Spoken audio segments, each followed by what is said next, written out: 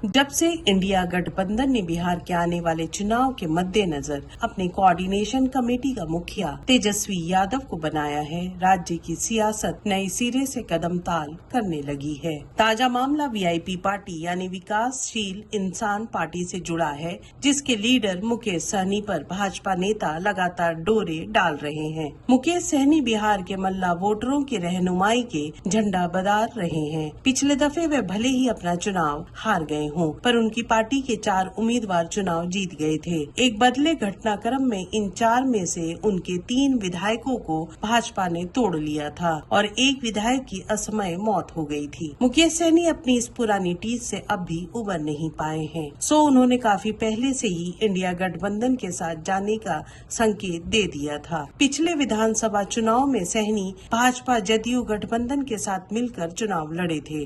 तब उन्हें गठबंधन धर्म के तहत 11 सीटें मिली थीं, जिनमें से 4 पर उनके उम्मीदवार विजयी रहे। पर सहनी जब खुद अपना चुनाव हार गए तो वे विधान परिषद के रास्ते सदन पहुंच गए और वे सरकार में मंत्री भी बन गए थे। पर चूंकि उनकी विधान परिषद की मियाद महज 1.5 वर्ष की थी, तो उन्हें मंत्री पद छोड़ना पड़ा। पुराना दगा उनके दिल में अब भी नासुर बनकर चुभ रहा है। इस दफे के चुनाव में लगभग तय है कि राजद, कांग्रेस, लेफ्ट के साथ मुकेश सहनी व पारस भी इंडिया गठबंधन के पक्ष में कदम ताल कर सकते हैं। सहनी का मुजफ्फरपुर, दरभंगा, खगड़िया, मोतिहारी व झंझारपुर जिलों में खासा दबदबा है। मुकेश सहनी के साथ कुछ बड़े मुस्लिम लीडर उनकी पार्टी में आ गए हैं। माना जाता है कि सहनी की पार्टी इस दफे तेजस्वी से दर्जन भर सीटें ले पाने में कामयाब रहेगी। स्वयं तेजस्वी की राजद 115 से 120 सीटों पर चुनाव लड़ सकती है और कांग्रेस के खाते में 45 से 50 सीटें जा सकती हैं। कुल मिलाकर इस दफे इंडिया गठबंधन भाजपा जदयू के समक्ष एक महती चुनौती